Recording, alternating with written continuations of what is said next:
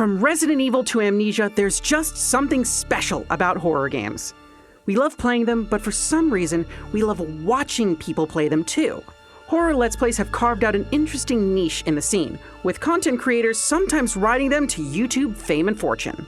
But is there something more to the genre than just flailing wildly in front of a webcam to get some sweet influencer points? The simple answer is yes, of course. For one, we wouldn't have a nice video essay if it weren't. But for two, boiling down an entire genre of media to watching someone get scared is funny is a bit of an oversimplification, even if it is super hilarious. Oh, there we go.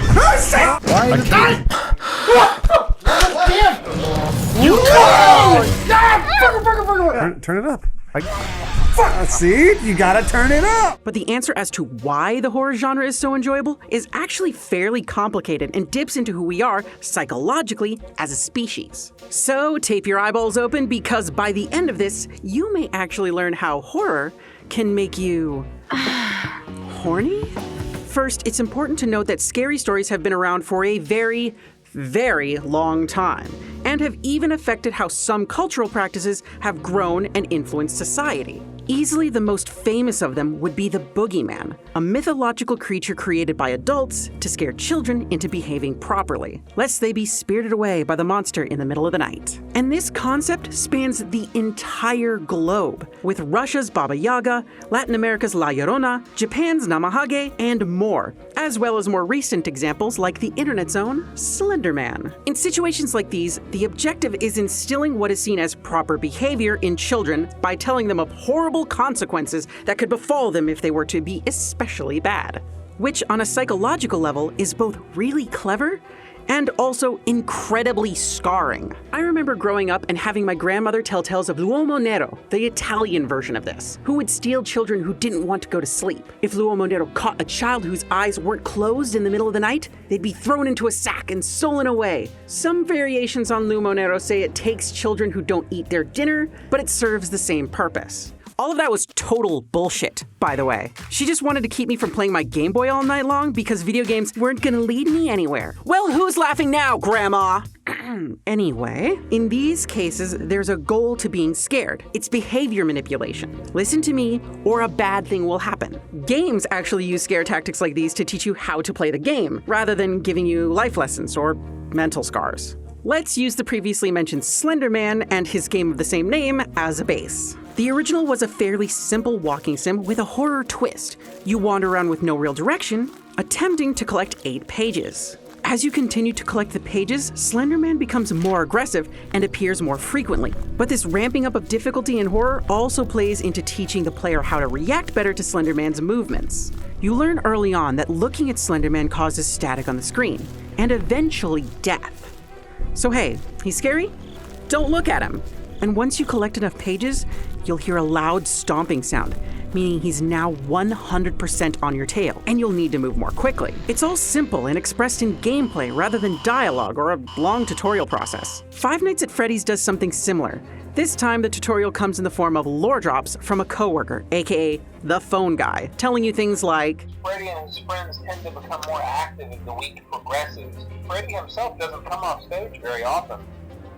I've heard he becomes a lot more active in the dark, though, so hey, I guess that's one more reason not to run out of power, right?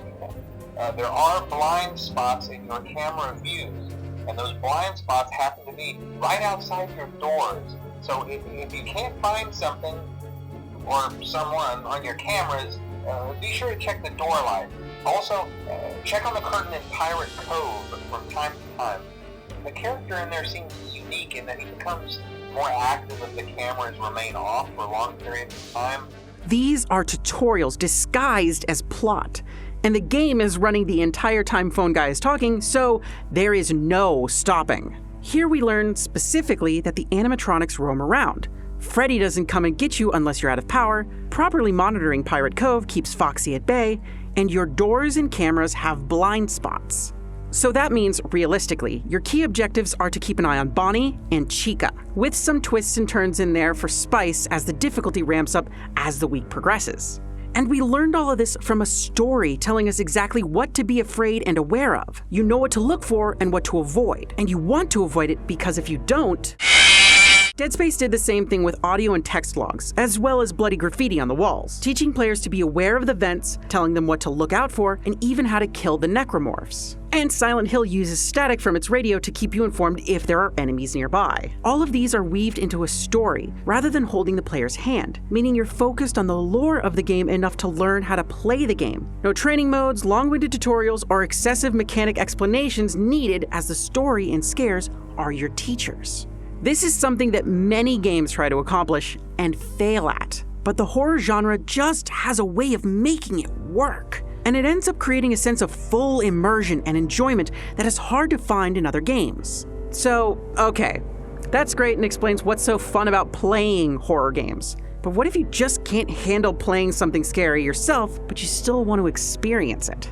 This is where we need to move from mythology into cinema, because here we'll find a lot more to see, literally. Movies are where we see all those old campfire stories become larger than life. And while most horror movies still lean into the idea of learning a lesson through trauma, they brought a lot more to the table than just seeing our nightmares on screen. Specifically, in this case, the effects of watching horror movies in a group rather than alone. We all have that one friend that absolutely refuses to watch a scary movie, and sometimes we are that friend, but they'll eventually agree because everyone else is going to be there. And there's a good reason for that. Watching or experiencing something scary by yourself can be pretty traumatic. The effects of horror are heightened when you're alone, which dips into that whole dark and isolated shtick. It plays with your mind, but in a group, it's different. There's safety in numbers, and having others to be there with you also triggers the power of shared experiences. This concept of the shared experience heightens the enjoyment of positive experiences, and also lessens the impact of negative ones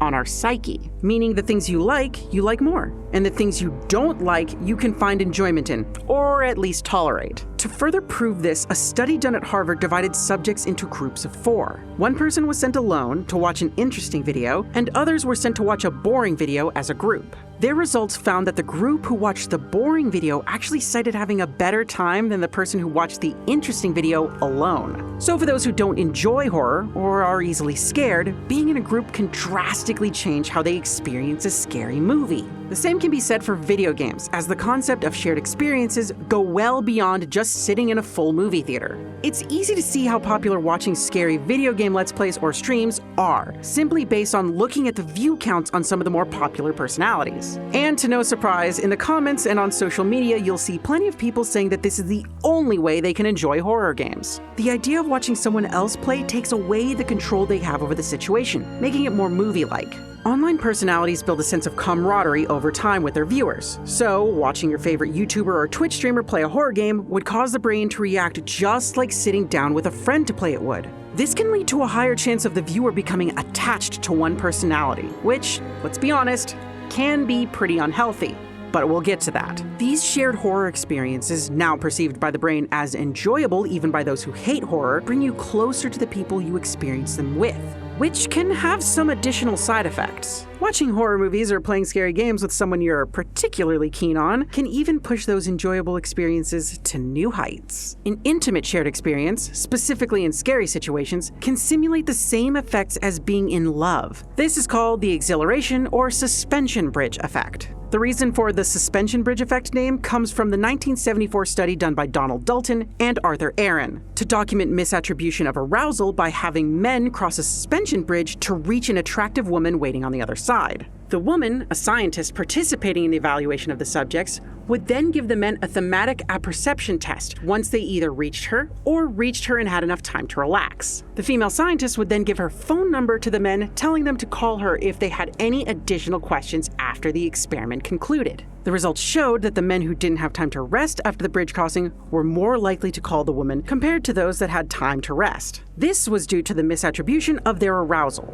The subject's leftover heightened heart rate, rapid breathing, and nervousness was misinterpreted by the brain as heightened sexual arousal when speaking with the woman. Now, let's be clear, this of course isn't exclusive to men. Everyone's brain is wired to take moments of high anxiety and attribute them in ways to rationalize them. And it doesn't have to be a scary situation, it's just the most common. This is the same concept behind taking a date to a scary movie or playing a scary game with them. All those symptoms can easily be misinterpreted as love, especially when it's just two people all alone. So hey, you got that second date confirmed.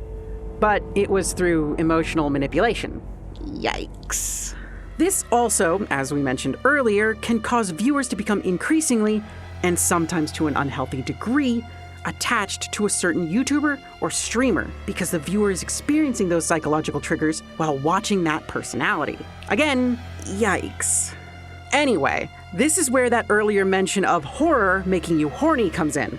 And it's actually true. When you're scared, you release adrenaline, which, as we've talked about, can result in the sympathetic nervous system being triggered.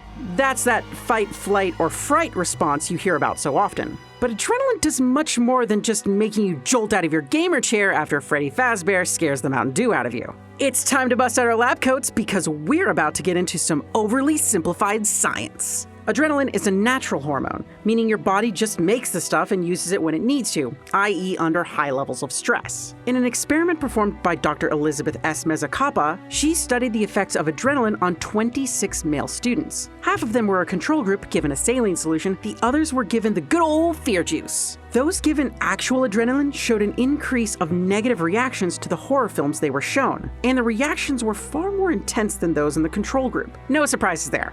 But here's where it gets fun.